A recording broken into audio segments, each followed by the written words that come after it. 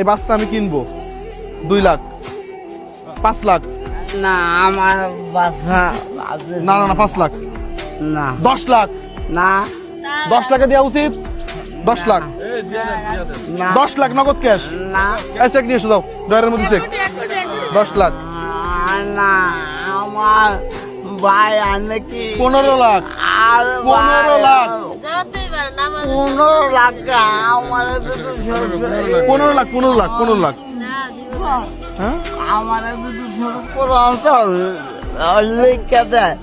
ওটা বউ আমি ইনাকে ফরিদপুর অঞ্চল লিখে দিলেও ইনি বাচ্চা দেবে না আমার তাহলে আর আজকাল মানুষ কি করে একটা বাচ্চা হওয়ার পরে ডাস্টবিনে ফেলাই দেয় আর একজন 20 লাখে বিক্রি করে দিবে স্যার বাচ্চা মেয়ে বাচ্চা একজন মেয়ে কন্যা সন্তান 20 লাখে মেয়ে বিক্রি করে দেয় তাহলে এই হচ্ছে গরিব